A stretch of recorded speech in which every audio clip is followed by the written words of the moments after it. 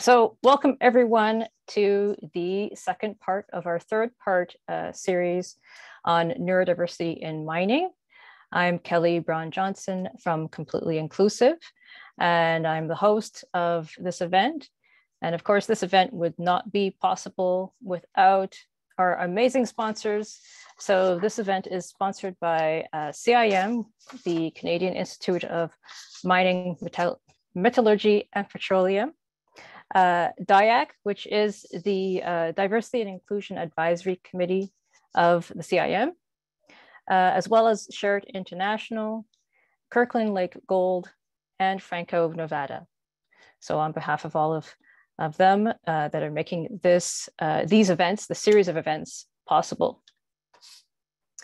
And before we jump right into the exciting part of the panel and get to meet our experts, I'd just like to do a little land acknowledgement. So I am joining you today from Tiohtià:ke, which is colloquially known as Montreal. I would like to acknowledge that as a guest on this land, it is up to us in the true spirit of reconciliation to work together to right the wrongs of the past and move forward in a way that respects the spiritual, cultural, and physical human rights of the First Nations, Métis, and Inuit people here on Turtle Island. So welcome again. And the aim of this panel is to share the experiences and advice for businesses and boards that would like to specifically understand and target the neurodiverse community because they see it as a benefit. And I like to make these kind of talks and presentations and panels interactive. So I invite you to use the chat or the Q&A function at the bottom. If you'd like to ask our panelists questions at the end, there'll be time for that. I always love to see an active chat and people communicating with each other as well. And I also invite panelists, of course, to get involved and to jump in on each other's questions. It's not that things are specific for one person only to answer. So I'll jump right into our introductions before we get into the exciting meat of this evening. First up, we have Andre Pereira. He's the project manager for employment initiatives at Giant Step School, Resource and Training Center in Montreal. Over the last 2 years, he has led the Polaris Initiative, a multifaceted project featuring an industry-based adult education and employment program for autistic adults in partnership with Loblaws Companies Limited. He also leads the expansion of the adult services pillar for the new Giant Steps Autism Service Center, a first of its kind in Canada, set to open in September 2023. When his son was diagnosed on the autism spectrum over 10 years ago, Andre became involved in the autism community by initiating activities to raise acceptance and support autistic individuals. The yearly Autism in Motion conference and exhibit, organized alongside Giant Steps and McGill University, brought together resources and thought leaders from around the world in the areas of inclusion, autism research, and employment, while providing a platform for autistic individuals to share their lived experiences.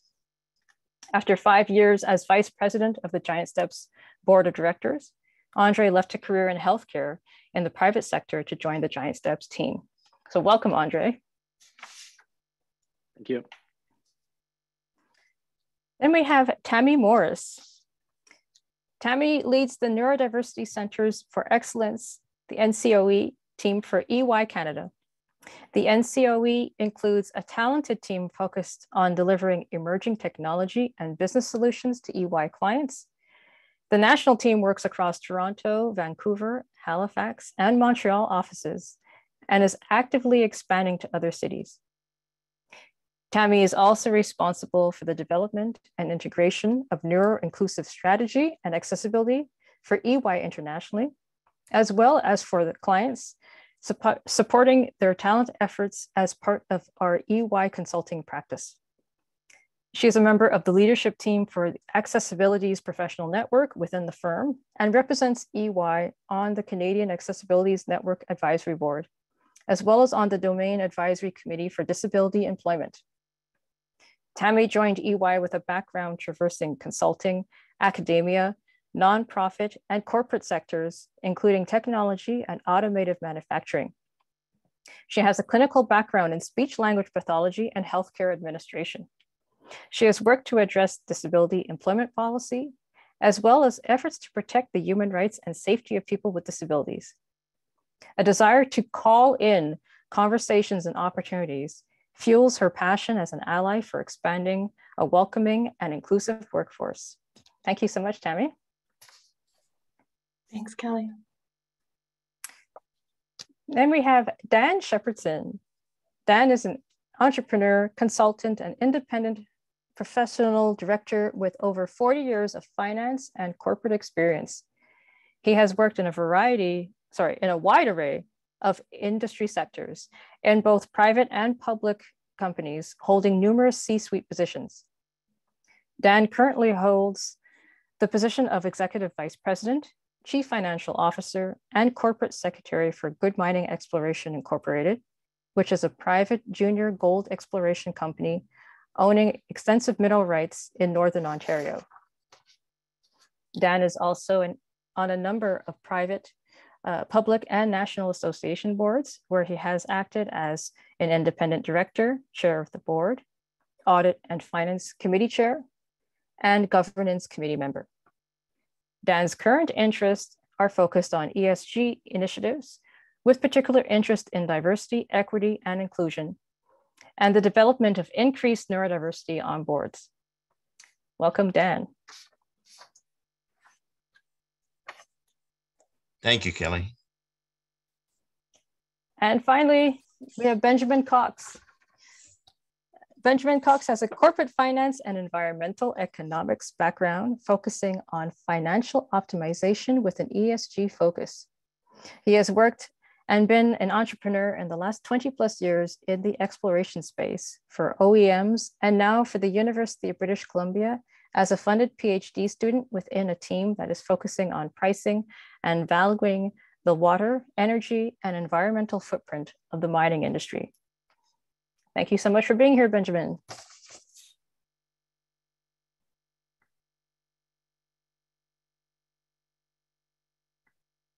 Oh, Benjamin's having a microphone. Yeah, my mouse died. Oh. Yeah, thank you. Thank you for having me. Sorry about that. I should have a mouse that works. And apparently the moment I needed it, it died. Okay, no worries. Technology is what it is. So for those, I just see in the comments, we have people who want to be able to see everyone. You can change your gallery view in the top right corner. There are also closed captions that are a little button at the bottom. And otherwise, we have the two ASL interpreters who are spotlighted in the middle. I hope that works. So some people say the option is not there for them. So it depends on how I think it's set up with Spotlight.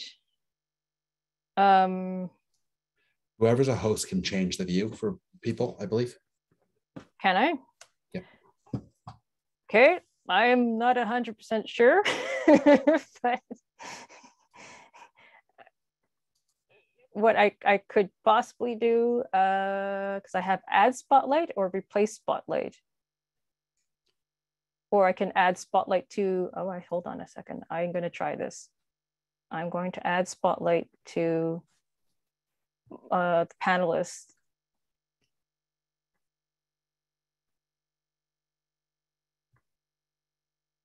Does that help for people? Oh, there we go. Working. Yay. Okay.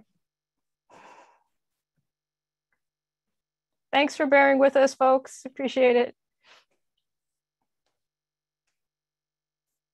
Okay, great. So let's jump into this without further ado. Let me get to my questions. All right, so let's first talk about, we're talking about neurodiversity in mining specifically, but let's talk about a lot about the different benefits when it comes to working with different companies. We have people who are representing different industries on the panel tonight. But I want to start with you, Tammy. I want to start with the program at EY. Can you tell us a bit about that, what you can share about that, what EY is looking to achieve, and what benefits companies have been seeing so far? Sure. Yeah. The Neurodiversity Centers of Excellence, I've heard it doesn't just roll off the tongue that easily. So what is it, right, is basically back 2014-15 when EY was looking at future-proofing the firm, right? And so recognizing the need to look for sources of talent that might be overlooked. Hard to think of a more overlooked talent pool than neurodivergent individuals, and so it's a strengths-based, non-traditional hiring and support model to bring and retain more neurodiverse talent into the firm, and so. So it focused on emerging technologies, I think, as you read, Kelly. And so what that has meant is obviously those are in demand. And so, so the program has grown. So now globally, a couple hundred employees across the US, Canada, India, UK, Poland, Madrid, and some other countries as well. So, so it's the team has expanded not only in people and countries, but also in scope. So the benefits we've seen, obviously, quantitative benefits to the technology enablement that the team does. So there are many man hours saved through their work in automation and AI and apps, and through COVID, and also enabling cloud technologies and solving for cybersecurity threats and et cetera for our clients. It also means that just as a firm, we have enough skilled consultants that are project ready when they're needed. And so, and then also I would say really has grown in a very multi-disciplinary team with a wide variety of education and consultants. So yes, we have computer science and engineering folks, but we actually have a broad degree of folks with science backgrounds and some less technical fields as well. And then of course, the qualitative benefits are just as, if not more, significant. So note that I said, right, infuse more neurodiverse talent into the firm. So I think we operate under the fact that we know, right, many are there. And what we've seen as when you're sort of leveraging inclusive design is that some of the strategies that maybe have intended to benefit some have benefited everybody. So that means revamping onboarding, digital accessibility, assistive technology, mental health education, and just to name a few. So that's some of the things we're seeing, and then also building that we launched in Canada 2 years ago, and I can say we've seen more and more of our professionals across the firm from all ranks who've become more open, and so we're now actually able to learn from their career path and experiences and strategies as well. So from their mentorship, and so, creating additional opportunities for career growth for everybody. I love that idea of kind of cross mentorship, but also you touched on something that's that I've seen and that I try to, when I'm working with companies, that I try to remind them of, that what benefits some often benefits everyone. So I'm really glad to see that that's true for you and your experience as well. Andre, I have the same question for you to kind of see, tell us a bit about some of the benefits that you've seen with the Polaris program and working with Loblaws. Right. So a few years ago, we invited Randy Lewis from Walgreens to Montreal to talk about Walgreens, I guess the world's first mass disability hiring initiative, and we were inspired to launch something similar in Canada, and we wanted to make a big impact. So we approached Loblaws to launch a multifaceted project, and one of the elements that we did do was develop an adult education and employment program for autistic adults 21 years of age and older. So there were a few different elements to this project, that being the core of the project, but we also worked with different stakeholders throughout the organization to accompany them on their journey to become autism inclusive. COVID kind of didn't really cooperate too much, so we didn't get the full project launched the way we wanted to. But after our initial 2-year pilot project here in Quebec. There was such support internally at Loblaws for the program to hire autistic adults that then they wanted to go nationally, and they partnered with Ready, Willing, and Able. And the last 4 years, they launched a pilot project across 70 stores throughout Canada. And by the end of the year, they're planning on going nationally. So it's going very well. They're tapping into this market that they weren't as active in the past. And with labor shortages, they're seeing also what the spectrum brings and what neurodiversity brings to the workplace in terms of coming to work with a smile on your face, being just as productive, if not more productive, real diversifying and strengthening a team, and just improving the overall culture. Our approach with Loblaw was also, the spectrum is so wide that we wanted to make sure that all departments, were looking at this. And so they've also worked with a few other organizations to hire in IT, in different departments. So they're not quite there yet to launch their own initiative. But I think the sheer size of Loblaw, it's hard to kind of change things overnight. And there's so many different stakeholders, and it's a long process, but they're, I think they've progressed quite well, and they're well on their way to being autism inclusive. I love the idea of there's a job for everyone. And with a company as large as Loblaw, I think that it seems that they're realizing that, it's not just about entry-level jobs. It's about people finding careers as well. Is that? I think it's also about training management. It really changes the leadership style to be more people-focused. And one of the things, our adult education program, it's a 9-month program where we have a cohort of about 10 participants at a time. And we have 2 employment specialists and a teacher present. So the model, there is quite a bit of support because our participants are a little bit more, further away from the labor market. So we do work a lot. And I think it's an important point.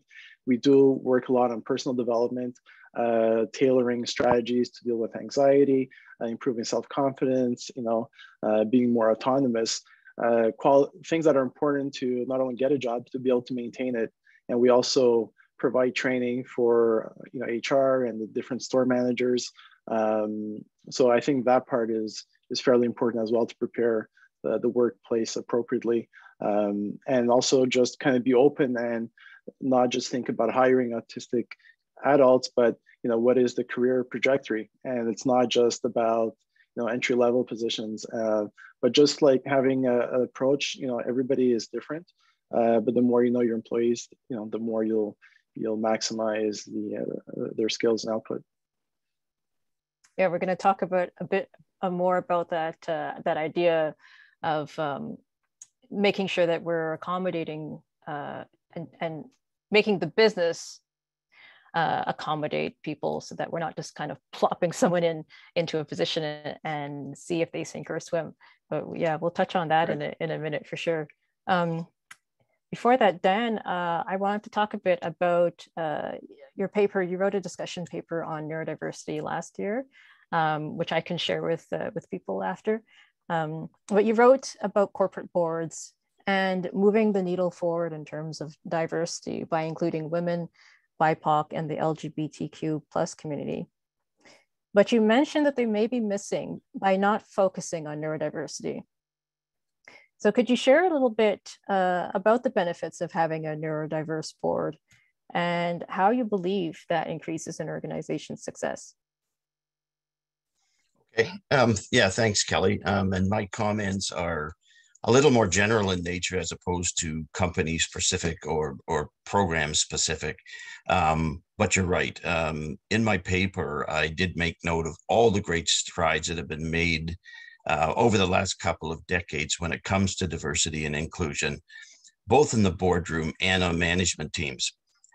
But virtually all of the advances, or the ones we typically see, have come about through regulatory changes or pressure from that is exerted from activist shareholder and other stakeholder groups.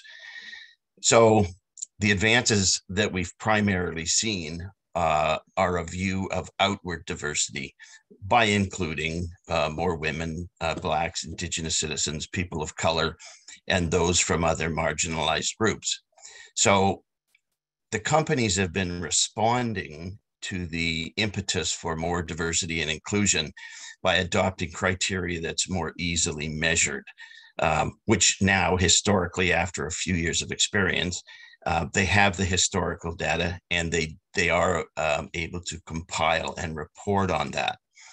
So what I'm suggesting in my paper is that what the boards are missing out is not expanding their definitions of diversity inclusion to include those that are neurodiverse.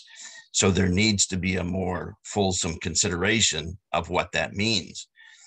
Typically, boards are looking to add those neurodiverse individuals that think differently, and they should be concentrating on how they think, not why they think the way they do.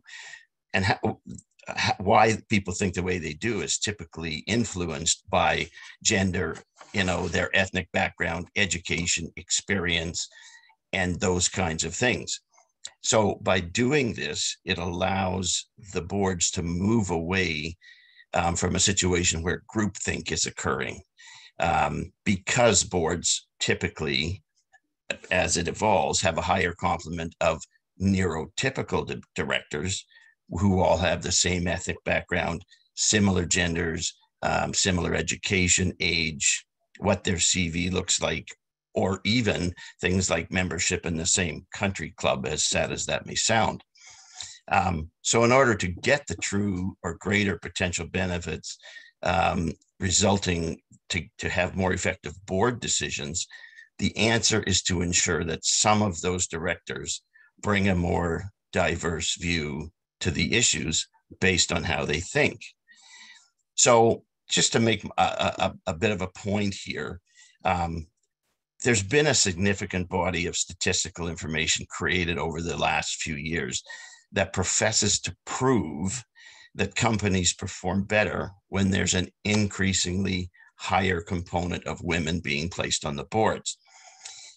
And this in itself would appear to be a good thing, which I think it is.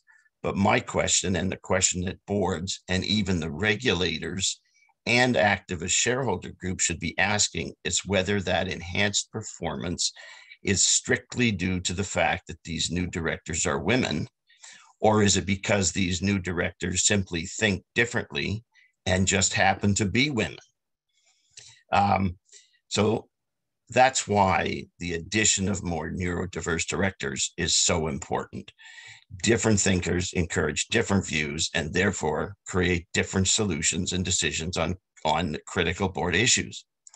However, how and when these neurodiverse individuals may depend on many variables, like where they sit on the brain function spectrum, the company operations, and their cognitive strengths and weaknesses.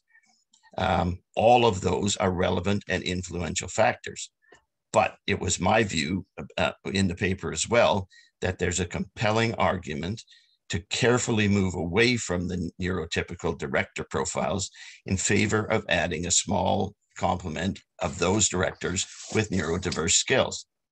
So this gives rise to a great opportunity to look at the issues through a different lens, or view data analytics in more detail, or to look at things like how it affects social upheaval, are all contributing factors that neurodiverse individuals will help to keep the boards more grounded. So the resulting benefit is better corporate decisions, and better corporate decisions results in better corporate success. Yeah, I've certainly seen that there has been this comfort almost with companies. They're working on the gender parity, and they go, okay, we've got 52% women, so we're good, and they kind of stop there. Or they say, okay, now we're kind of getting into the racial area. We're doing really well, and it comes when just trying to push it a little bit more, there's still a fear, there's still a reluctance when it comes to true diversity, which for me includes people with disabilities, and it includes neurodivergent people as well. So Benjamin, I wanted to, I feel like we could probably talk for an hour on this, but I wanted to talk a bit about, we were also saying before too, it's not just about hiring. None of these initiatives are just about hiring. They're about working with the people that you already have in your business, and it's about bringing on more and keeping them there. So I want to talk a bit about your experience, because you have lived experience. I relate a lot to your lived experience. A lot of things that you were saying before is exactly what my work life was like as a neurodivergent person. So yeah, what would you like to share about inclusion, especially in the mining industry in this case? So first of all, I think as I have a work husband who I co-teach with, and he jokingly says, if the mining industry, if people actually admitted they were autistic or not, every metallurgy department, most of the engineers and more than half the industry would qualify to be neurodiverse. Most of the people in our industry who are actually making decisions are not neurotypical.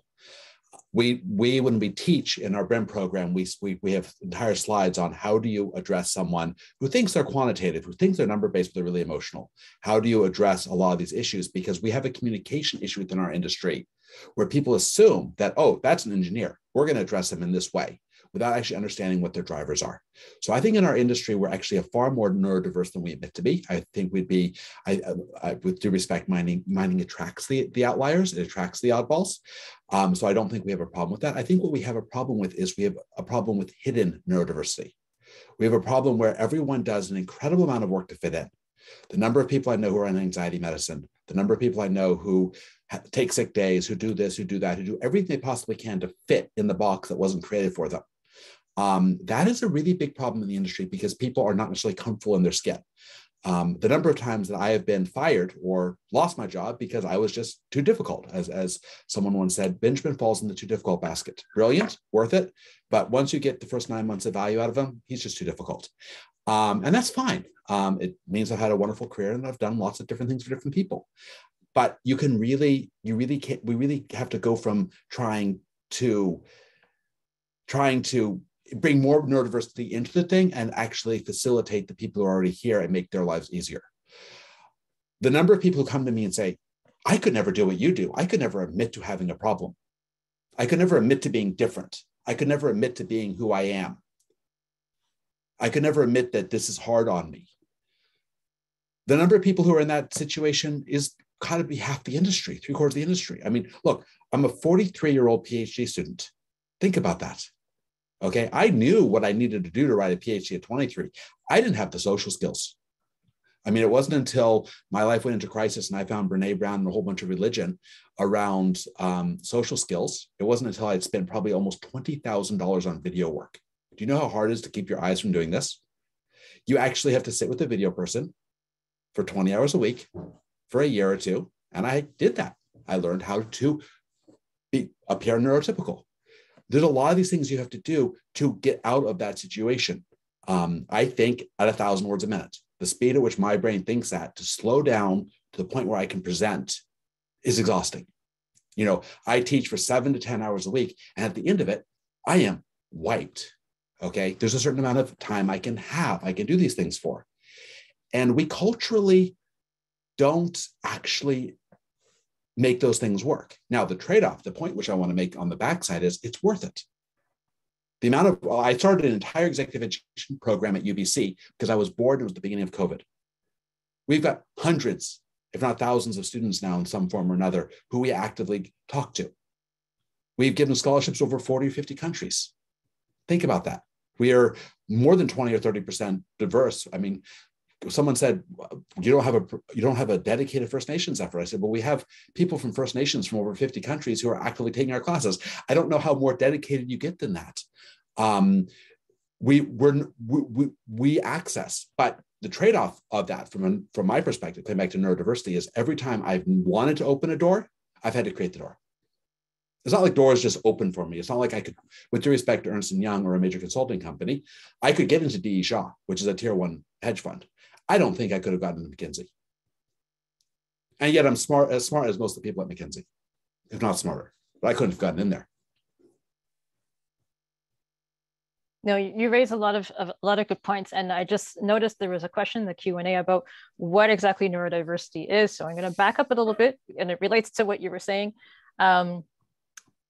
So neurodivergent people, it's an umbrella term. The neurodiversity is an umbrella term about accepting different types of minds. There are minds that are wired differently and think differently, and we experience the world differently. So some neurodivergent or neurodiverse conditions, we can call them, are dyslexia, like learning disabilities,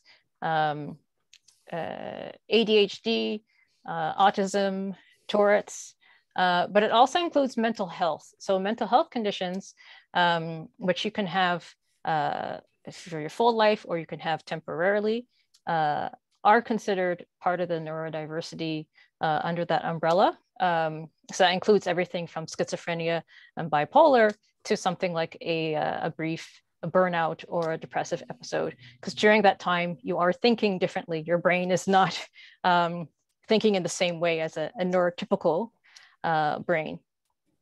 So you touched on a major point when we're talking about mental health. We're talking about masking, what we call masking, and kind of pretending, trying to fit in and pretend not to be different when we're trying to fit into these corporate environments.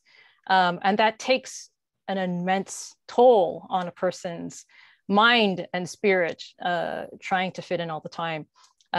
It's extremely exhausting. And usually we never get it right. And that is the issue in the corporate world. I'll give you when I learned how to get it right. I had a concussion. So I was doing relatively complex modeling for people that no one else could understand, except 10 people in the world.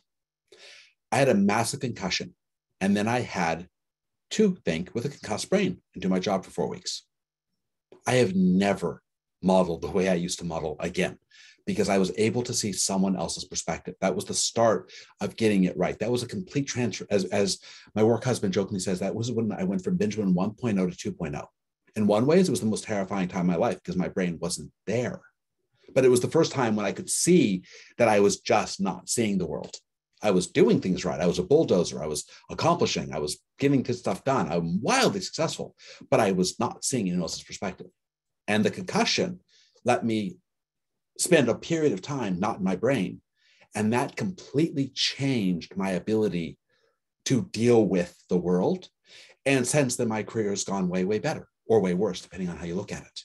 I'm now writing environmental economics and doing other interesting things versus trying to make money, but I'm very successful at it. But I had to be able to pick up that secondary perspective, and that's the really, really, really hard thing. Yeah, sorry. It's an interesting. So it's also an interesting thing in the sense of how sometimes, and it probably shouldn't be this way, but it often is this way. Sometimes people have to experience that change in order to get an idea. It's kind of like take a walk in our shoes.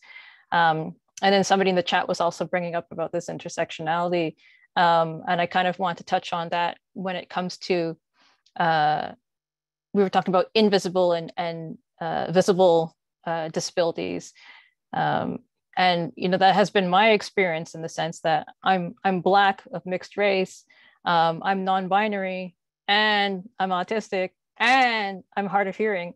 And when boards see me, they go, "Oh, look, we can check all these boxes at once. We'll put her there." And it again, it's about fitting and making changes in the group, in the board, and in the business as well. That you can't just hope that you're checking a box when it comes to diversity, and then hoping this fixes your problems. And again, it's about how all of these aspects of my identity will influence different aspects of my success at work. And I need to be seen as a whole person and as a whole employee before I can really fit in a way that is going to be not just productive for me, but beneficial for the business as well. Does anybody have any other comments about that they'd like to share? No, it's a great comment, Kelly. And I would say we had to learn even at EY when, you know, we have, again, right, thinking about people in boxes and checking off those boxes. We have, again, on our team, right, people that are women of color in tech, who also, right, are autistic. And so there's lots of that. We also have people, as we're looking at supporting, you know, there are things that if you have what, you know, how things impact your work life are different, right? Autism might have, you know, this much of an impact, but anxiety might have, you know, a much more significant impact. And so, so looking at what that means in the workplace, and then also even, you know, we have professional networks and ERGs within the firm. And so, you know, we have, for example, people who EY is not only the first time they've disclosed their disability, but also the first time they've come out as part of the LGBTQ community. And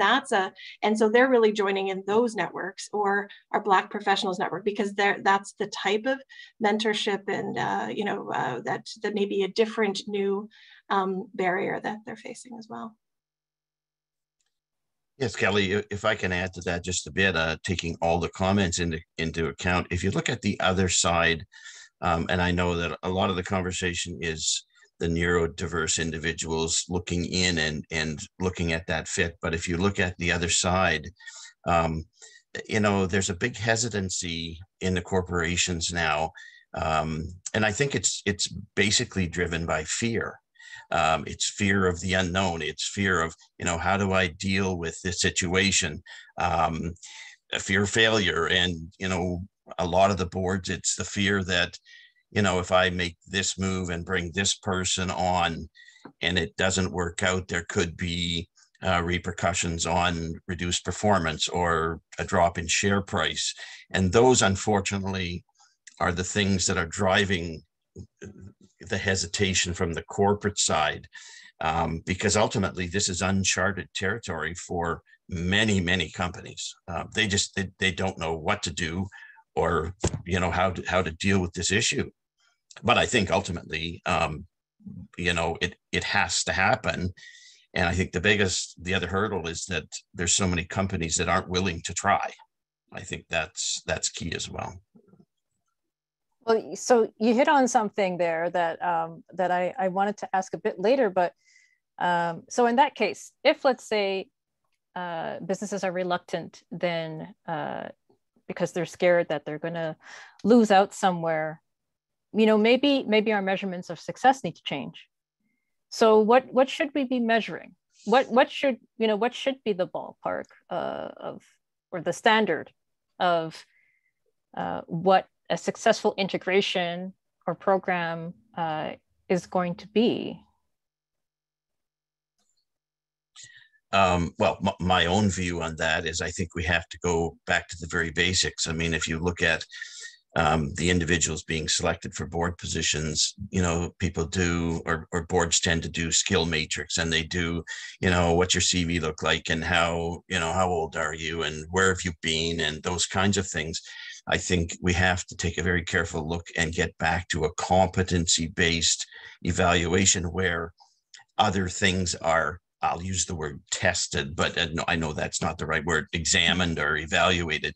So things like, you know, cognitive thinking tests, you know, data analytics, you know, just the open-ended ability to think differently, which, you know, is kind of one of the backbone pieces of the whole neurodiversity issue is how do we bring that into play? So I think the whole evaluation system has to change at the front end in order to get the right people at the back end. So I'm going to disagree on testing. I'm 5th percentile, 2 or 3 basic cognitive groups. I qualify for U.S. supplemental Social Security, i.e. the government would pay me to be disabled, which is pretty hilarious. I took a public company I took from a corporation to a public company, and I'm now writing papers that are getting into places like Nature. So, but I still qualify for that. And if you tested me, if you made a test requirement, i.e. the McKinsey style test or those sorts of things, I'll fail. I've never gotten a job with a resume. I don't even have a resume. It just doesn't work. When you're neurodiverse, the only way I found that you get through doors is by going through back doors, is by going around the edge, by socializing, by figuring out these sorts of things. I don't think that if you're, and I'm talking about, to be clear, I'm high functioning neurodiverse, but the bulk of the people in our industry are high functioning neurodiverse. We're not talking about low functioning neurodiverse, which is a whole different set of issues. So the more tests you do, the more you're going to exclude people who are probably brilliant. They just don't test well in that particular way. And that's going to be where I think there's going to be a big discrepancy. The other thing is, there's one thing to want diversity because you want to follow a matrix. There's nothing that you want diversity because you fundamentally don't want mirrors in your life. I have a wonderful saying, which when I talk to someone, I'm like, if I hire you, I don't want a mirror. I can buy that at Target for $20. I want someone completely different than me. My last paper we just got done, I worked with someone named Sally. Sally and me fight all the time. We do not see the world at all the same. Together, 1 + 1 = 14. But to do that, you also have to be willing to accept an environment where there's natural conflict, where people naturally might not agree. But yet you still work together. And that means you have to put in ground rules. You have to change the culture. You have to do a lot of those other sorts of things around that. And I think that the testing model just doesn't capture the people. I would never have gone to college except when someone made a call and said, he's brilliant, he just can't test. That's the reality of me. So what I'm taking away from this is these ideas I have about justice and equity, and about kind of dismantling certain structures that we have in place.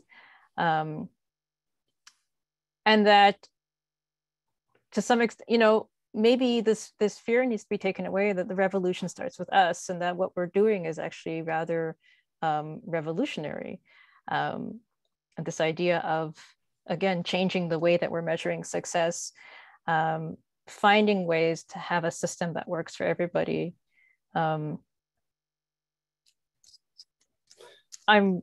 feel like I'm a bit of a rebel right now in a sense, but I think in the isn't this kind of similar to isn't this at essence what we're doing or what we're proposing? Is it that big, or is it just in my imagination? I don't think so. The thing about neurodiversity, and I live in Portland, Oregon, and I hang out in an alternative communities, lots of them. My wife is on the other spectrum, so I spend a lot of time around diversity. And the reality is, putting everyone neurodiverse in a tent is like going to a pride event and saying, "Oh, you all get along because you're all different." Neurodiversity is as broad of a tent as neurotypical. It's way broader. And anytime we try to say we're going to create inclusivity that works for everyone, you're going to create inclusivity that works for 30, 40, 50% of that subset. And it might attract a certain sort of person. So like what Tammy's doing, or what the Israeli military does, or what lots of people do, I would never catch Tammy's. I don't know that Tammy's filter would ever catch me. Yet I would actually fit great at Ernst & Young. And a lot of the environmental work I'm doing, we're ahead of Ernst & Young on a whole bunch of the stuff that they're working on. My team at UBC, and we're doing it for pennies on the dollar.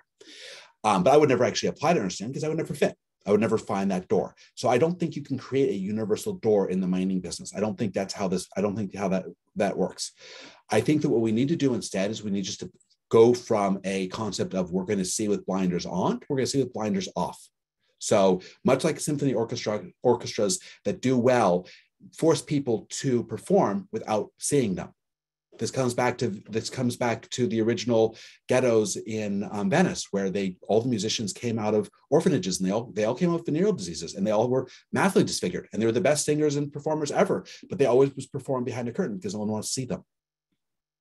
So that's how they were the best voices in Europe.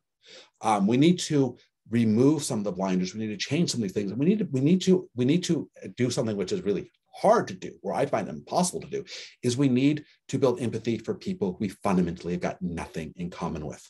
And in the day of the internet, in the day of Facebook feeding you only your friends, in the day of social ostracization within these sorts of things, the day of it being uncomfortable to put the far left and the far right on your Facebook feed to listen to everyone, In that day, it's getting harder and harder for anyone to actually hear outside their own echo box. And that's the problem we're having with neurodiversity, because the only way you integrate people is by opening the box up and by not looking at how they look and saying, what can they do? And that's really, really impossible to actually culturally get into an industry that's driven by fear, greed, depletion of natural resources, and mistrust between our communities that we work in and the companies and the overall global environment. We fundamentally have all these things going on, and now we're going to make everyone sing Kumbaya and be inclusive, but we don't actually build those barriers down. We're not taking walls down right now. We're building them, which is my problem.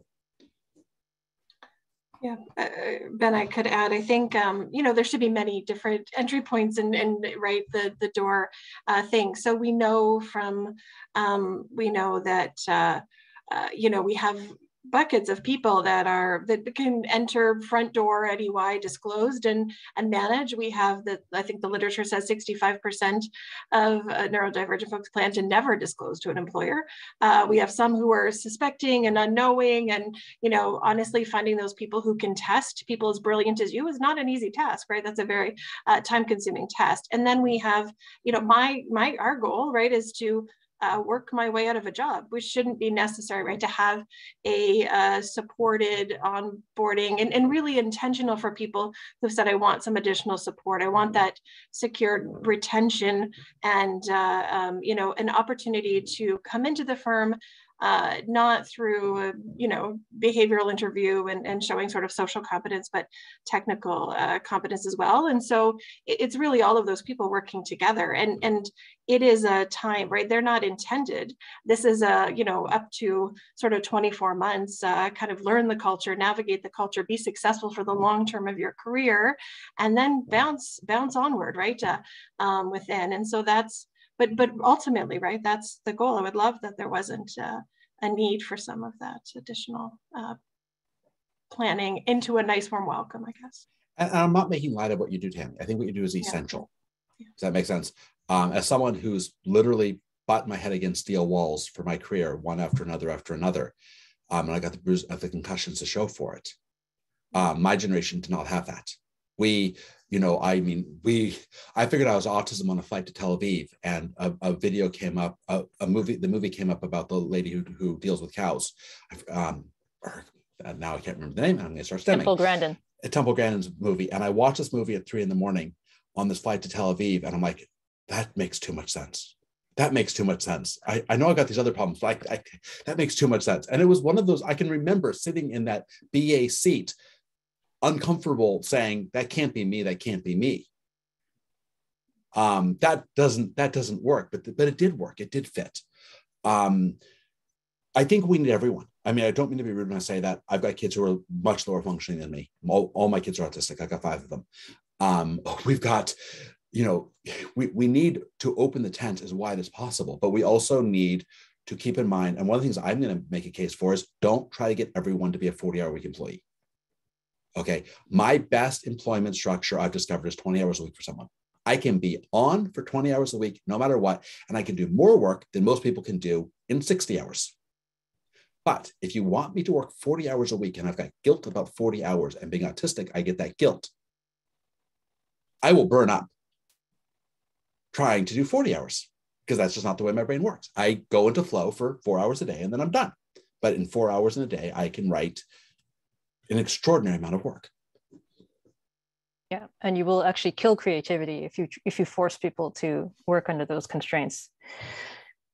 So we don't have a lot of time left. I always say these things go by so fast, and I do want to leave some time to address the audience questions. But quick, I want to see, to talk about some of the solutions. We talked about a lot of the roadblocks.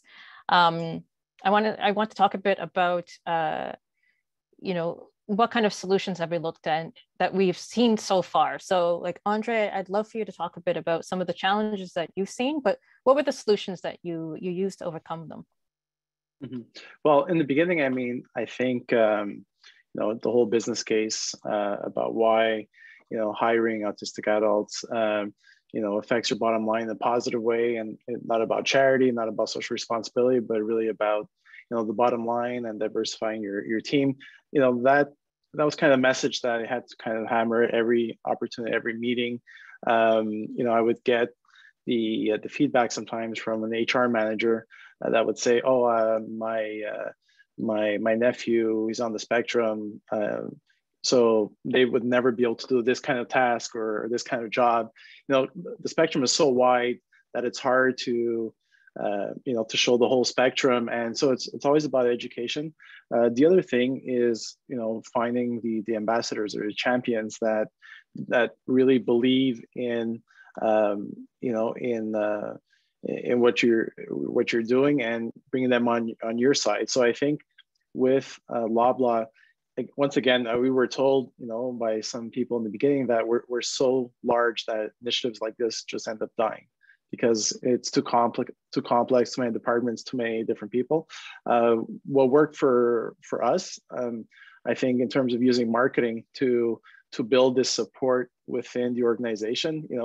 I was on LinkedIn for, really working hard and building up a network of Loblaw employees and getting the media involved. So, we had some national coverage on the project with Loblaws, and that just kind of brought additional support internally. And there was not pressure, but it was growing and growing. So, in marketing terms, momentum is really important. And that came up to upper management. They saw the potential and the reaction.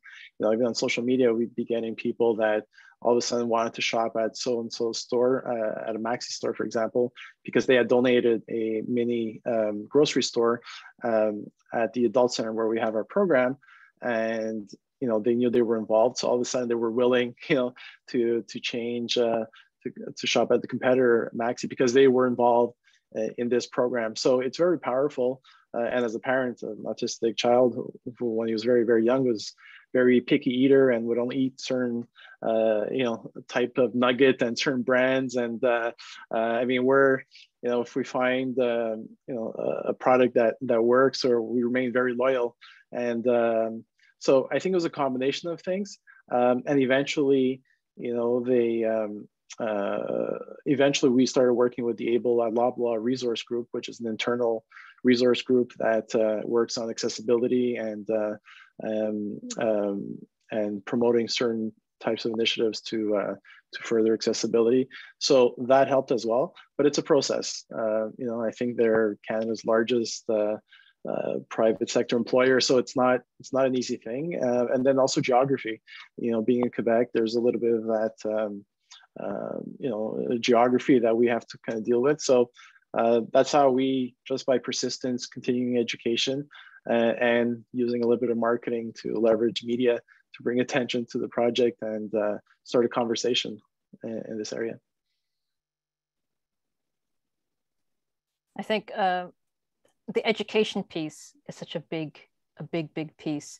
We're seeing, even I'm looking in the questions, people are talking about scared to disclose because they're scared of the assumptions that people will make. And that has certainly been my own experience in the workplace, especially when I have a comparison of, I was working at the same place, but everything changed when I disclosed. The way I was treated completely changed. The way I was presumably performing completely changed, where, apparently after my diagnosis, my performance just went down, which I wasn't doing anything differently, but it was the way I was perceived. And so, this piece of education, I think, is so important. What we're doing here tonight, exchanging ideas, talking about things that are working, things that aren't working. It's about educating the businesses and the boards to understand what they're doing and where their biases are. It's about educating everybody from the management down to change the workplace to be accommodating, and then also educating the employees or potential employees of what they can do to advocate for themselves, and in some ways to manage some of the issues that they're going through. But all of that takes the whole team, right? And I think it takes all of society almost to change and work together to want to make this happen. And like somebody else in the comments was saying, it takes bravery, of course, to admit, because you're admitting a weakness or a difference. It's a different experience where, if we're talking about visual, my race, right? Automatically people know I'm not white. I don't have to disclose that.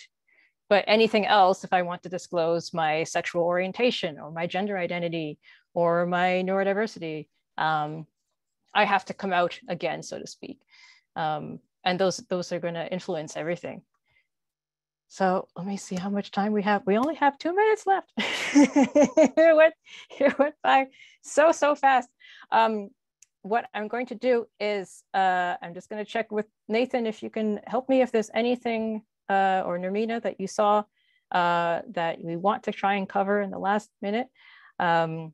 Otherwise, I want to take a moment at least to thank all our panelists for their time. Thank you for this riveting discussion. I found it very enriching and very interesting.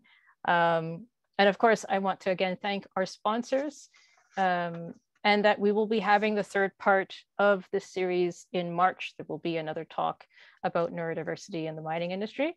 But first of all, let's thank our sponsors, the CIM, the Canadian Institute of Mining Metallurgy, I can't say this properly, Metallurgy and Petroleum, DIAC, Sherritt International, Kirkland Lake Gold, and Franco-Nevada. Let me just check 1 second. I want to make sure that I get to everybody. If not, it is recorded and it's going to be put up on YouTube as soon as possible so that people can watch it again. We are always open to having more discussion. There's actually a group that was created as well. If you want to have a mastermind group, you can join it. It's a private group, no ads, to join and keep this discussion going. And of course, let's keep talking about it. And then I'm hoping you'll join us in March for the last part of the talk.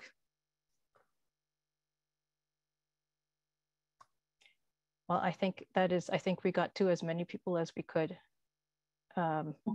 I'm going to save the chat as well because I find it so interesting and I didn't get to everybody. But thank you so much. Thank you to all of our panelists and good night. Thank you and good night. Great. Thank you and good night.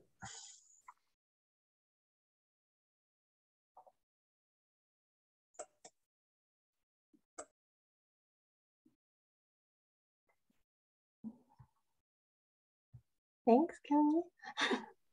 Thank you. I am trying to make sure I save the chat. That's why. Are you still there? Okay, thank you. Anybody need anything from me? We're good. All right, thanks. No, you're outside. Yeah, you didn't need me. You covered all the questions. You're always amazing in the chat room. I don't know how you do it. I'm not sure how I did it either. That was great. That just zipped by. Yeah, it goes super fast for sure. Yeah. Okay, good. Okay, thank you. Bye. Good night.